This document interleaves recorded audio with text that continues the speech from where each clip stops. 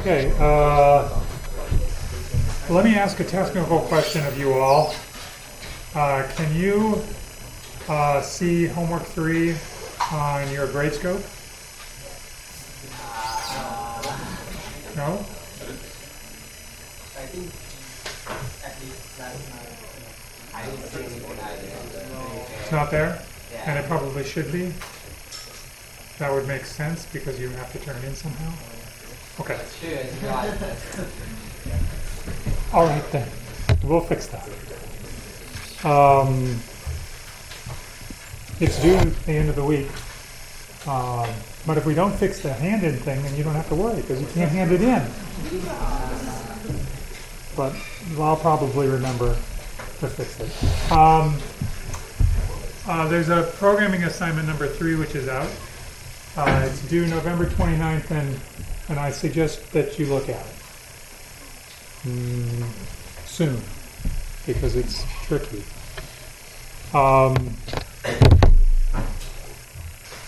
It's about quad trees. So, yeah, I know. So you have to learn about quad trees in order to do the assignment. It's crazy. Okay, so as a warm-up, I'm going to, well, potentially bore you to tears by going through the build heap operation, but I'm just going to go through it and color edges, okay? I mean, this won't be fun for you, but it might be slightly fun for me. So the way they build heap works is it starts down at the bottom, at this node, and it does a heapify operation, a heapify down operation at the root in order to fix things up. So right now 6 is bigger than 2, so to fix things up it has to perform a swap. So I'm just going to be coloring the edge there to say that that swap happens. And then that little heap is now a little bit bigger. And then it does the same thing for the heap that has 10 at the top. And again, 10 is not in the right spot, so it performs a swap to bring 1 up to the top. Okay, at the risk of putting you all to sleep, I'm going to look at a couple more. This one is already a heap. It doesn't require any swapping. Well, the next one has 11 at the top. And 11 gets swapped down to its smaller child, which is 2, and then it gets swapped down to its smaller child, which is 6. And so there's 2 steps of the swap that occur there. So as you look at this, you remember, at least I hope, the number of operations that are performed by heapify down on a particular node in the tree is what? At most.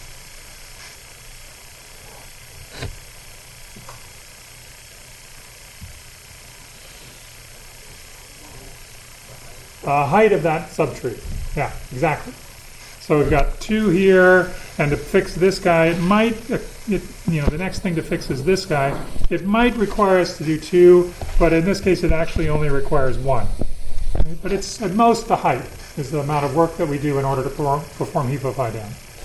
And then we get to the last, and in this case when we perform swaps, we're trying to fix up the entire heap, and the swaps would be pull the minimum child up, now it swaps the minimum child again, and then it swaps to the minimum child again. So those are the chain of swaps that would occur for putting 12 in its proper spot.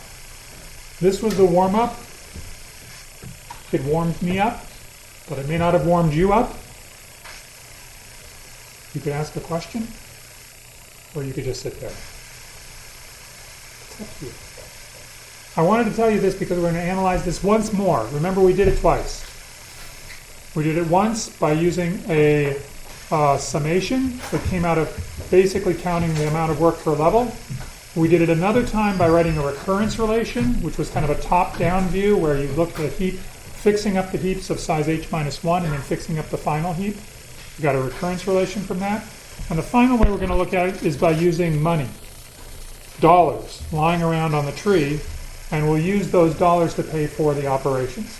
So, example, and the reason why I colored those edges before is to kind of get you thinking about using the structural property of the data structure, the edges of the tree, as a resource that we can charge the performance of the operation to. So we're going to charge the edges of the tree for the work that's done by the algorithm. Every edge initially is given $1 to pay for operations, and we want to make sure we don't overspend. Okay, so here's the way we work. We'll start by looking at what the algorithm does to this heap and assigning the cost of what it does to those edges.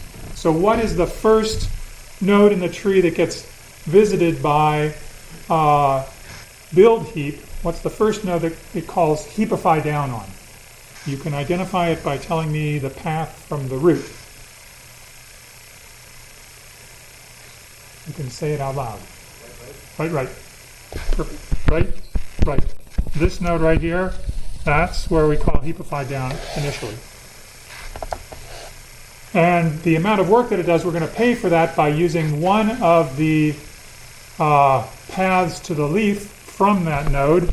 And let's just say it's going to always be the leftmost path that we're going to use to pay for the cost of heapify down at that node. Notice that we're just using that to pay for the... It doesn't mean that the swap is actually occurring on that edge. It could be occurring on the other edge. We don't know. But we're going to charge the leftmost path to pay for the operation. Whatever the swap is, it's going to be paid for by that dollar right there. Is it clear?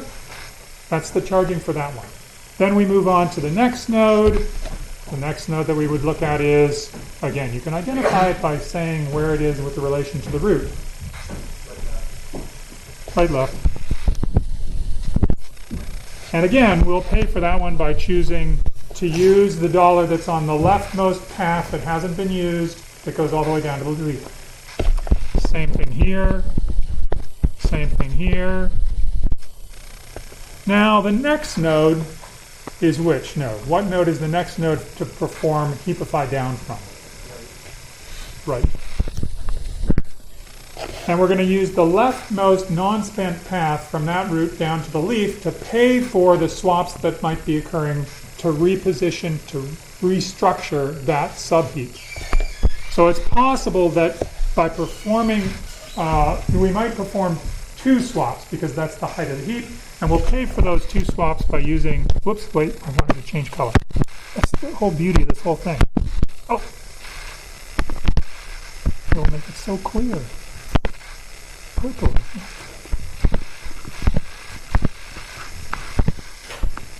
Blue. Okay, so this node, we will pay for it by using that edge, but we can't go to the left anymore because that dollar's been used. So we'll take the leftmost path that we can take that hasn't been spent anything. Do you understand the charging scheme? I'm charging the cost for performing the heapify down operation. I'm charging that cost to the edges that I've drawn in blue. For the next one, I charge again. Is anybody worried here? I mean, the worry would, yeah. Because we might perform 2 swaps, and so the total work that's done by heapify down at the blue nodes, the total work is going to be something proportional to 2, the height of the tree, and we're going to use $2 to pay for that work. Even if we only do 1 swap, I'm giving you $2. If you got extra money, you can use it to buy, I don't know what. Not candy.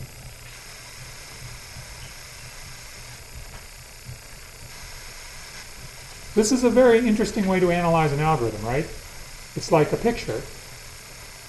And what I'm doing is I'm saying the work that's done by the algorithm, the time that it takes to perform, the operations that it performs, I can pay for those operations by using pieces of the structure to pay for them. Like I'm using the edges to pay for the operations. The real question at this point, at least in my mind, is, does this keep working?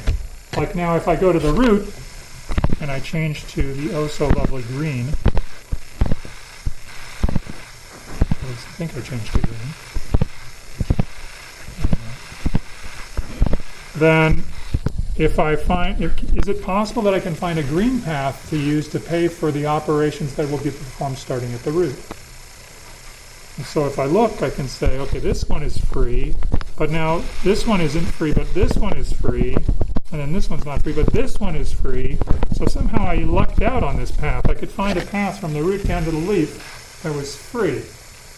Hadn't been used already. It was an unspent sequence of dollars. Is that always going to be the case?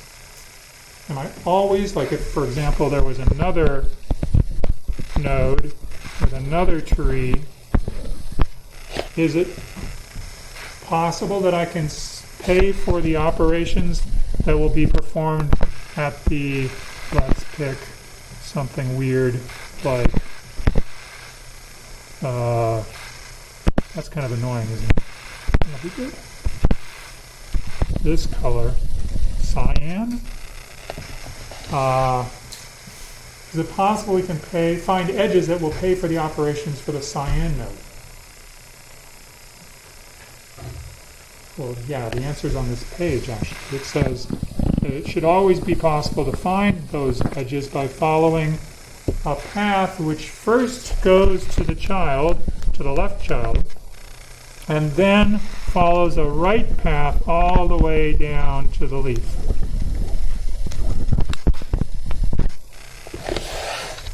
So now all of the edges in this left subtree have been used. Most of the edges in the right subtree have been used, but which ones have not? There are ones in this right subtree that have not been used to pay for operations. Which ones are they? The rightmost ones. So this whole sequence of edges is unspent. Can you even read that? It's like bad teaching. Anyway, it says unspent. That's the end of cyan. We'll go back to something like this.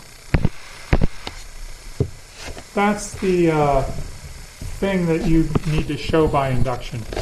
You have to show by induction that always the right path down to the leaf is unspent when you finish building a heap of height h. And then by induction you can always find dollars to spend to pay for operations of the parents. Is it clear? So what? What's the running time of this code now? I mean, this is all fun with dollars and stuff like that, but what is the running time?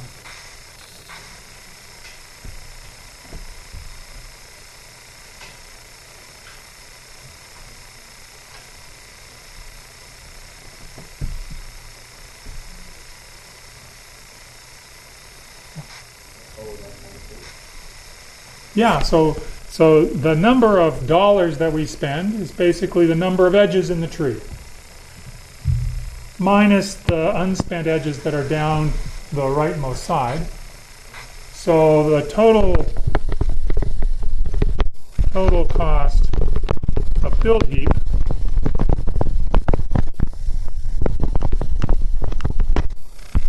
is, well, it's big O of n.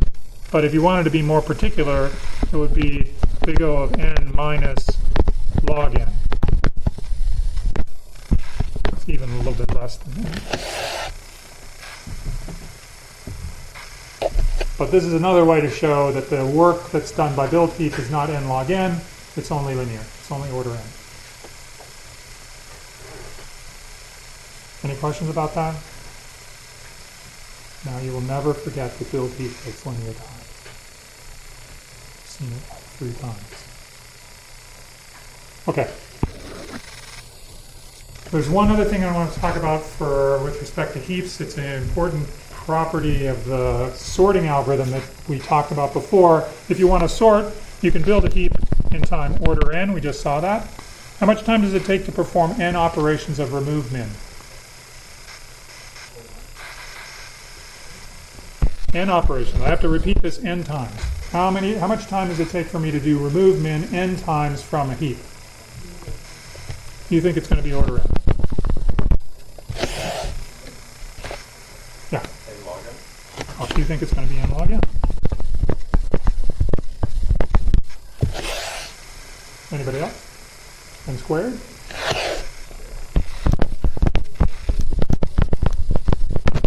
Oops. Okay, let's vote, because that's what we do. How many people vote for order n, theta of n? Nobody? Okay, that one's gone. How many people theta of n log n? Very good. How many people theta of n squared?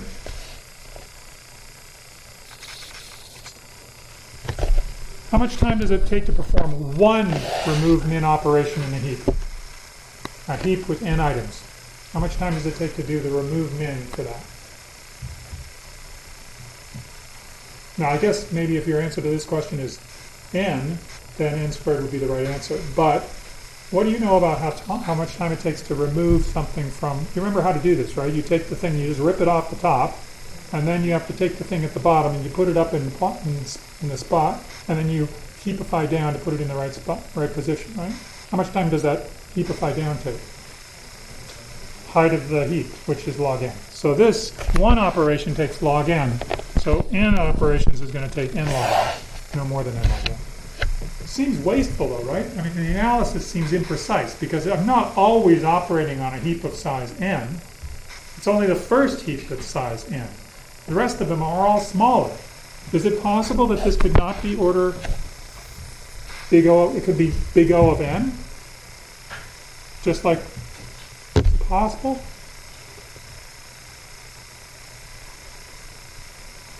How many people think, yes, it's possible. It could take order n. I mean, when we could maybe do some sort of fancy dollar sign thing and do some weird stuff, and it would come out to be order n. Is that possible? Okay, you guys are too smart. No, it's not possible because sorting has a lower bound of omega of n log n. So we know that this is going to take n log n time, and it certainly didn't take n log n time to do the build heap part. So it's got to be that the cost is coming from someplace, and it's coming from here. Okay, so the running time, the total worst case running time is theta of n log n. And you say, that's fantastic. That matches the decision tree lower bound for any algorithm that sorts, comparison-based sorting algorithm, which is fantastic, you say, except that you already knew one. What's the other one that you know that takes time theta of n log n, or big O of n log n? Merge sort.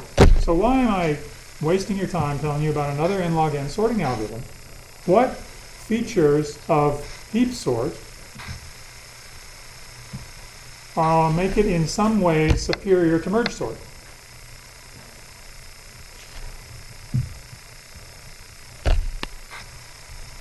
Is there anything about it?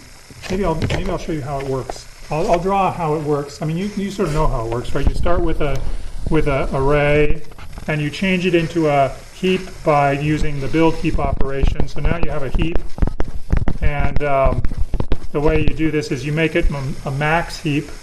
So like the biggest thing is down here, it's 100, and then the next biggest is somewhere up at the top someplace, like maybe 90, and maybe there's a 70 up here, and then maybe the 90 has two children that are sort of like, oh, I don't know, maybe there's an 80, and maybe there's a 30. And then maybe the 70 has a couple of children which are like, I don't know, 60, I don't know, maybe it's not even, maybe it's like 20 and 60, etc., right? It's like an array that's not quite sorted, but its big things are at the beginning. And then what does it do? Well, then it pulls something off the front. It removes maxes. So it's a max heap, so it's removing the max. And then it's got the maximum element, and what it normally does when it does that is it swaps the last element down here, which is the element 3. It swaps that up into this spot here. But what it's going to do is actually swap them both. So it changes this 3 into a 100, and it changes this into a 3, and then it says the heap is now one smaller. And now it basically does the same thing again. It has to heapify down. So this 3 goes someplace down into here. That's the heapify down. That happens when you perform a remove max or a remove min. And then the next thing comes out, which is going to be 90, and it gets swapped back in here. So whatever's in here, maybe it's a 5, it gets put in there, and then it gets heapified down, etc., etc. And at the end of this process, you rip the thing off the top, you swap it in the end. You rip the thing off the top, you swap it in the end. You rip it off the top, swap it in the end. Repeating all that, you get an array that's sorted. Yeah.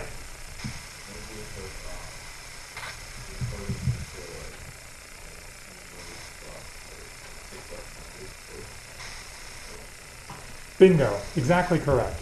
So the great thing about this is that we don't have to make another array. With merge sort, in order to merge two things together, the two subproblems, we had to make another dummy array, and then we had to, do the thing where we dequeue the minimum and put it in, and then dequeue the minimum of it and put it in. That, remember that? Did we do that stuff?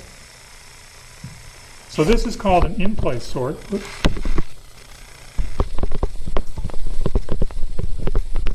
So this is the which means that it doesn't use extra memory beyond the input.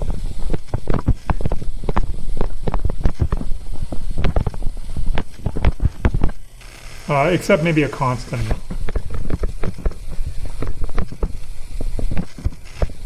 Maybe a constant number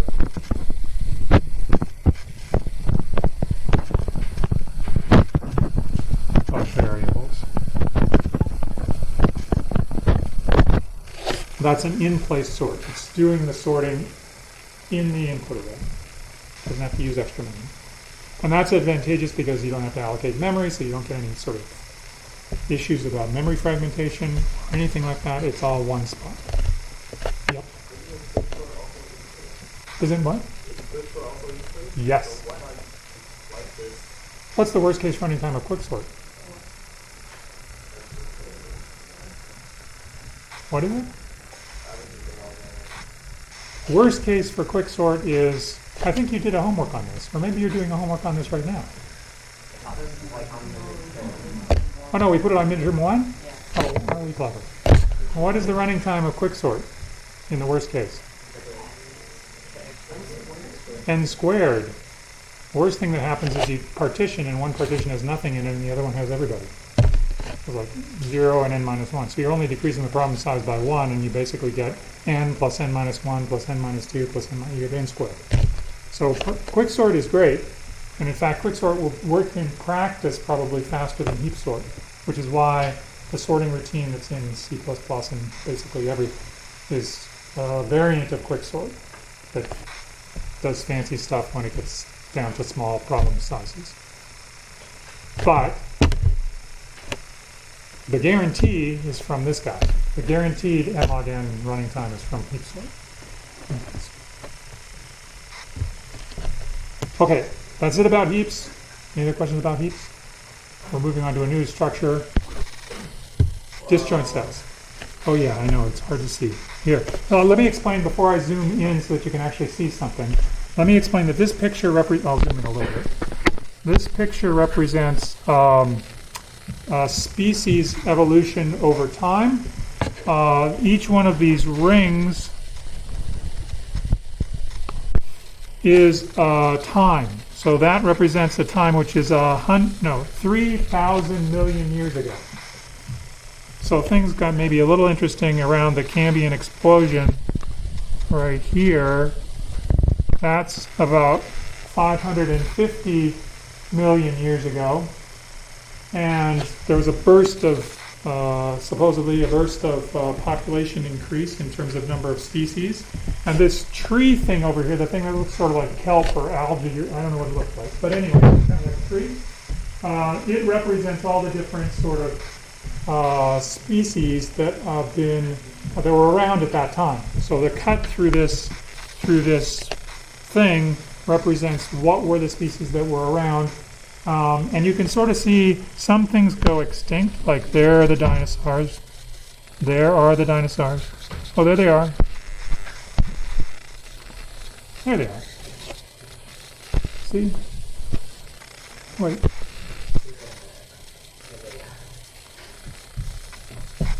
There's a pterodactyl and a triceratops. but not all extinctions are shown. And as you can see, in the scheme of things, we are blurry. We are very, very recent. Okay, so that's fantastic. How did they build this tree? Well, they did a lot of stuff, but essentially, the basic thing that this is a construction of a phylogenetic tree.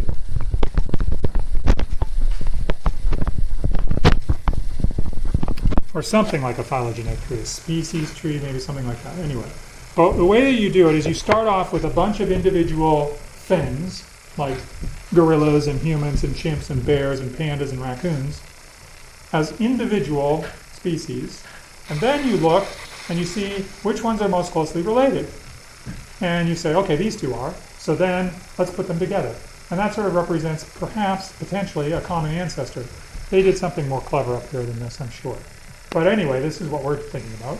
So you glue together, for example, humans and chimp into human chimp. And that's like the new thing.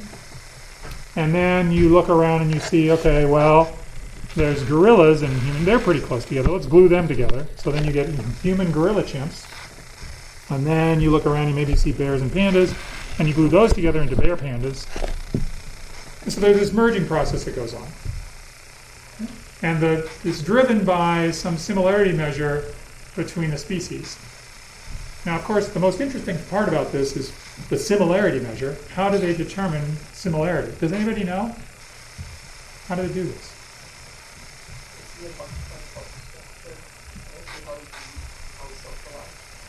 That's how Linnaeus did it. That's how the guy who did the kingdom, phylum, class, order, family, genus, species thing did.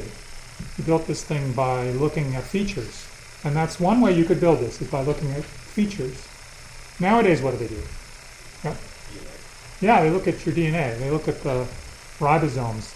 They look at some sort of thing that's sort of descriptive. And they look for, essentially they do string matching. And they say, how close are these strings? This is the elephant string, this is my string.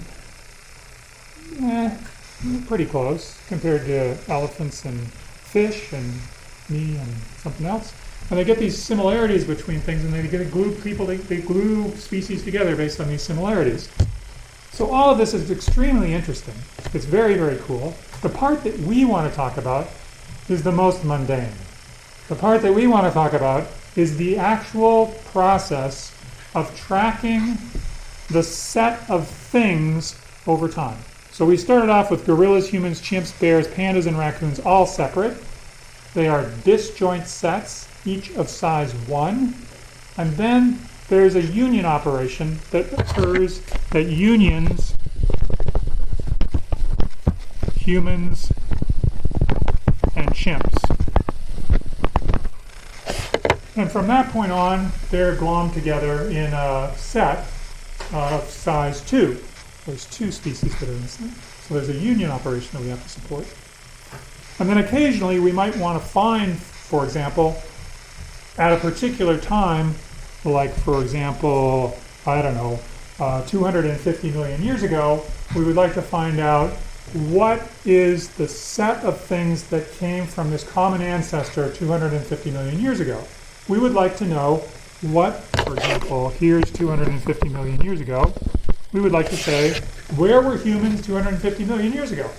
We were all descended from a shrew or something strange like that, that was that resulted in humans, chimps, and gorillas. So there's one set that we have to find where humans are and be able to say, humans, what set were you in 250 million years ago? Chimps, what set were you in 250 million years ago?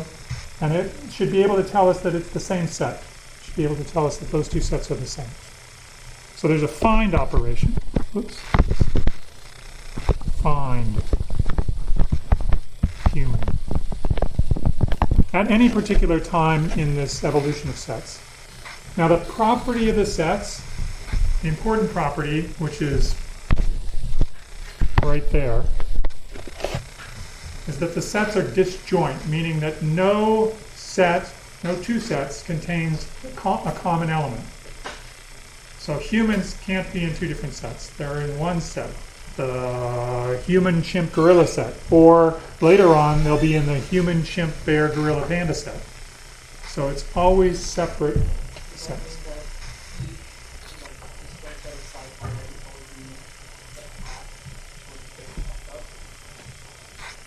You mean like this, when I go this way? Yeah, it doesn't split. Right. Like humans don't go two ways, or gorillas don't go two ways. Okay? All right, this is all motivation. I think it is a fascinating problem. I think this is a very, very cool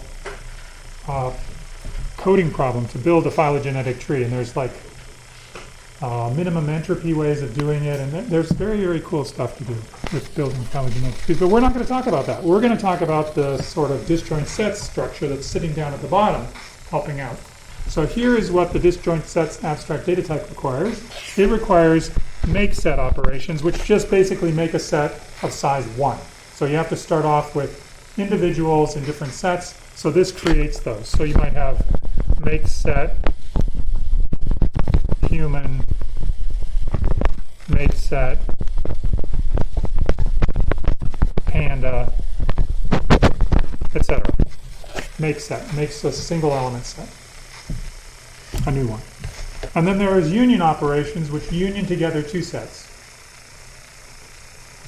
So they take in, human and chimp, and they create the merger of those two sets, human and chimp, into a new set. And we have to be able to distinguish somehow what that new set is. So how do we do that?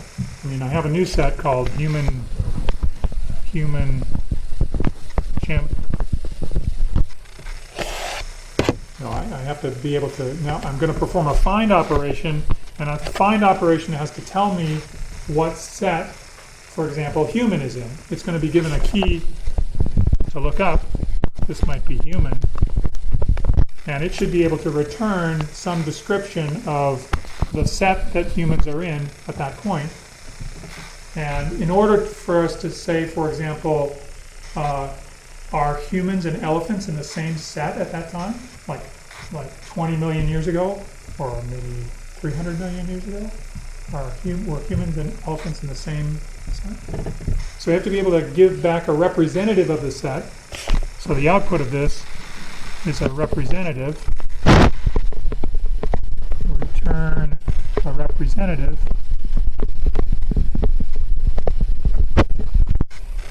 from the set.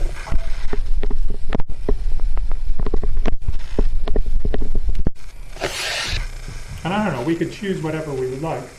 Maybe we could choose one of the members to be the representative for that set. It's just important that every time we ask a set, we ask for something telling us what set it's in, that we get back the same name for the set.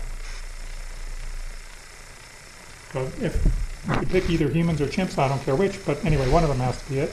Or you could pick up a different name. Does it make sense? The only thing we care about is query to find out what's the set that I'm in, like I'm a human, what set am I in? It comes back with a response. It says I'm in the albatross set. That's interesting. And then I ask, where are elephants? What set are they in? And it comes back and it says, those are in albatross. I'm like, oh, I'm in the same set as elephants. That's all I care about. Does that make sense? Yeah. Okay, so that is the only reason you can't go back. So you can't go from the most, set down. Because there are no intersections. You know what I mean? So here, in this case, this one set is one, and then you're creating unions where they all unionize the same thing. Yeah, that's the application I was looking Can at. you go backwards? You mean undo it? Yeah, undo it, yeah. Not with this data structure. I mean, you can do it, but not with this one. You can augment this data structure in a way that allows you to do it. Okay, how would you do this representation? So here I give you this problem. This is the abstract data type. Implement the abstract data type. How would you do it? How would you represent this set here? I'm giving you a hint by telling you use an array. How would you use an array to represent these sets? Yeah. First, occurs when each element is in its own set. So the representative element of that element is itself. Yeah. Perfect.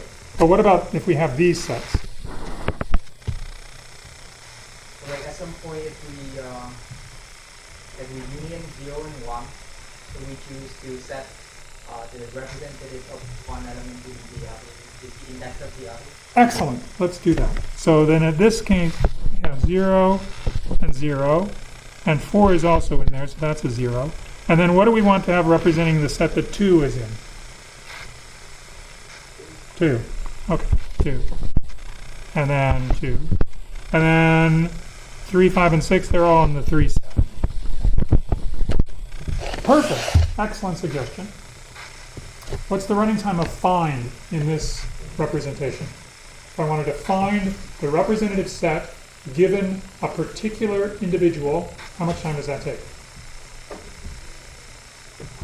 Constant time. Find is order 1. How much time does it take to perform a union?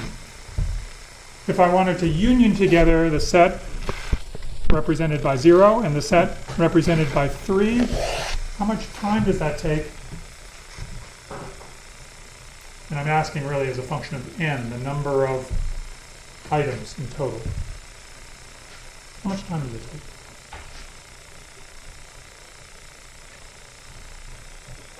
Oh yeah. Why is find one constant and not like every function divided by efficiency? Because all I have to do is just, you give me the thing that you want to look up. Like what number would you like to look up? 2. I would just go index into the array at 2, and I would say 2. That's the set 2 is in. And so the only thing that I'm doing is a lookup into the array to produce the representative. Yep. This case, we see it was represented by the smallest. Doesn't matter. You could choose anything you'd like to be the representative. It's just, I'm doing this just because I'm foreshadowing what we're going to do in the future. Yeah. If you're looking for 1, you put 0 and then. No. If I mean, in this representation, I would just look and say, okay, 1 has 0 as the representative. 1 is in the set whose representative is 0. But I mean, I can do that because I can get away with order 1 find time because it's explicitly in the array. It's explicitly in the array what is the representative of the set that 1 is in. 1's entry, this entry right here, tells me that. I just have to look at it. That representative has to stay consistent or constant throughout time. Well, no, because if I, for example, perform union of, let's say, 0 and 3, then this will change. Something will change. And my question at this point is, how much time does it take to perform that union? Yeah. Yeah, it's going to be the size probably of the smaller of the two is for sure the amount that I have to do because I have to change the representatives in some of these positions in order to reflect the fact that they're all together. Yeah. Okay, does it cut for everything that's like in one word? Does that make sense? And it's possible that I might have to hunt for it. So I might have to walk through to look for it. Now, if I could somehow be really clever, maybe I could avoid having to walk through the entire array, but really, the union is going to take something like theta times n. Even if I was clever, it's still possible that I have to change half of the array to something else. I have to change the representation. Yep. Well, if my representation is the entry in the array is the representative of the set that the element is in. If that's what I'm doing, then if I've unioned together 0 and 3, then when I look up 3, I better get a number that's the same as when I look up 0, because they're now in the same set. And if I don't, then this is the wrong representation for those sets. So I have to fix it, and what I need to do is, well, one thing that I could do is change all the 3's into 0's. Or I could change all the 0's into 3's. Yeah. Exactly. Yeah, and so it's going to take, I mean, that's the only way I know how to do it at this point. But this, again, is one of those situations where you have a really fast find, but a really terribly slow other operation. union in this case. Maybe we don't like that. So what we're going to talk about is a way to balance those two things, and it actually is going to be kind of amazing what we can do when we balance. But do you have any other questions about this? Okay. We're going to use trees, because that's what we do. So rather than keep one representative for every entity that's in the same set, rather than keeping them all the same, we're going to kind of chain them together. So if you want, you can think about every element in the previous array, like element number 4. In the previous representation, it had the ability to look up directly its representative. Now it's going to have to climb up a tree in order to figure out who its representative is. It's going to have to follow a bunch of pointers, essentially, that will lead up to the representative. The representative is the element that has its representative being the element itself. So when I look at 0 and I say, what is 0's representative? 0 will look up and it will basically come back to itself. And it'll say, well, I'm the representative because I'm pointing to myself. Now, in fact, these pointers aren't really pointers. They're just indices. So you can represent this whole structure using an array.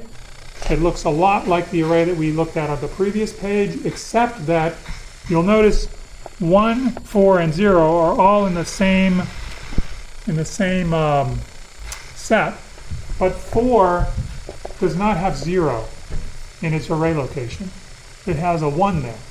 And so what it says is I have to use that 1 to find what my true representative is.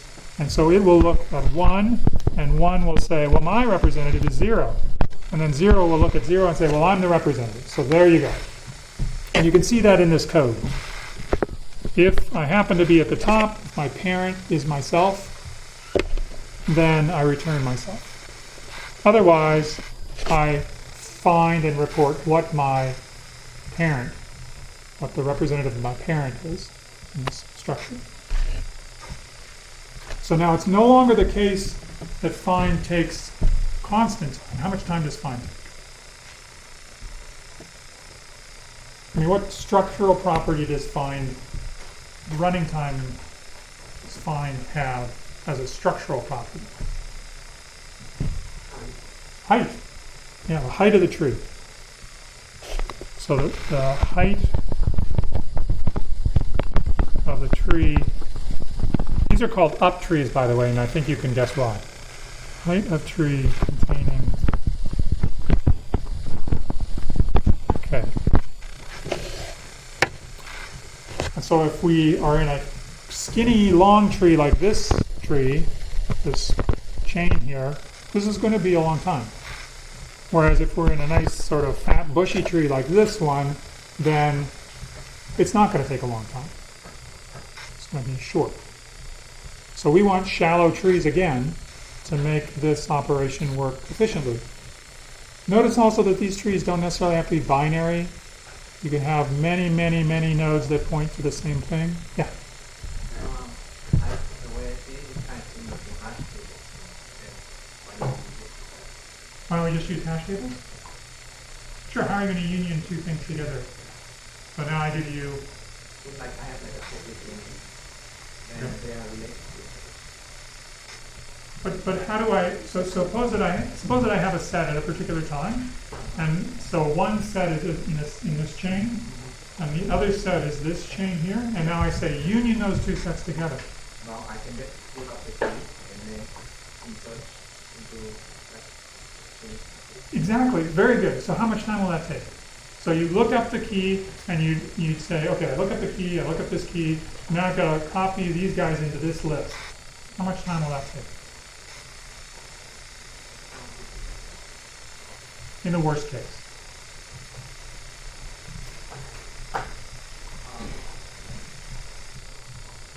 If there are n things in total, what's the worst thing that could happen? Yeah, something like n by 2, n divided by 2. Because if I have two sets, one that has n over 2 things and another one that has n over 2 things, and I say union them together, You're like, oh great, now I have to take all these n over 2 things and stuff them into this. So it's going to take me time n over 2 to do that. I don't want to spend n over 2. I want to spend less than that. So if I always produce skinny, tall trees like that, then I would be in exactly that same situation. But I'm not going to do that. That's what I'm going to ask about this union thing. When I union two trees together, like for example, if I union the tree that's 0 with the tree that's 3, how should I perform this union? What should I do? I want to make them be one tree, so I'm going to make the parent of one of the roots be the other root. But if I perform union on, let's say, 0 and 3, who should be the child of whom?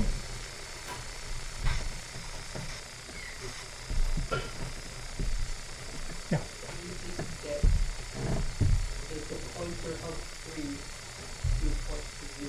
You can.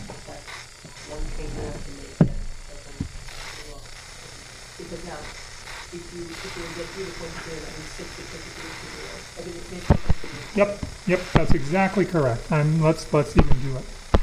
So I could, for example, one of my options is to make 3 point to 0. Change this pointer to be 3 to 0. My other option, which we'll do not in we'll do it in this. My other option is to reroute the pointer from 0 so that it points to 3.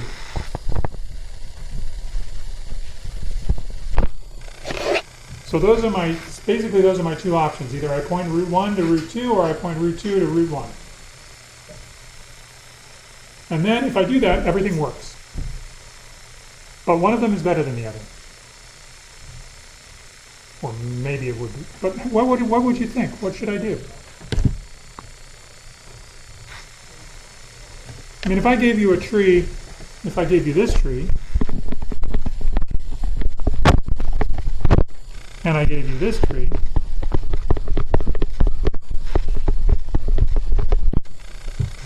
what should I do?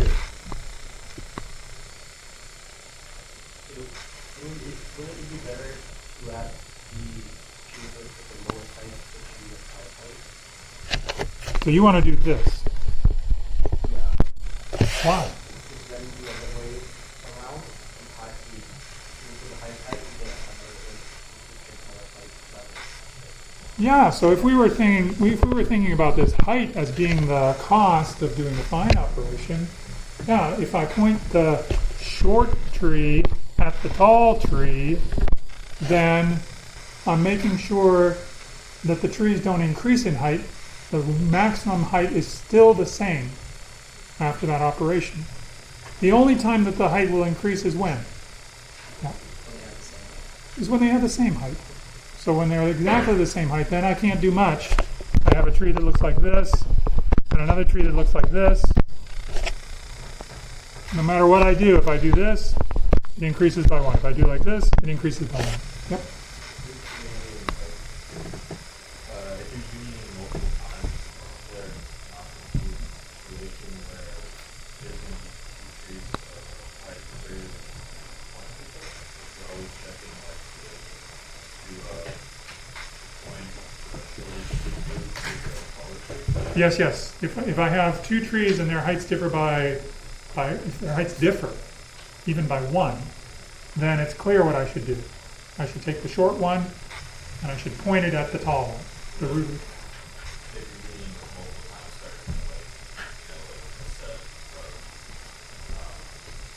Singletons? Yep.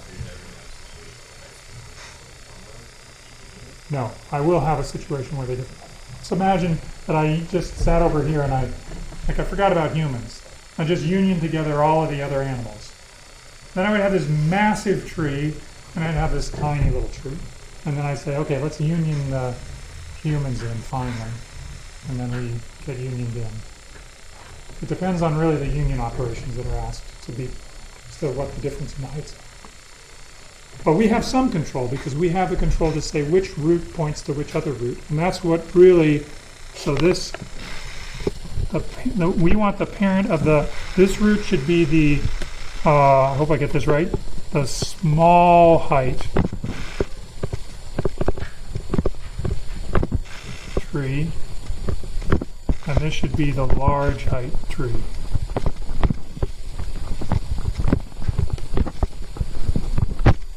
Okay.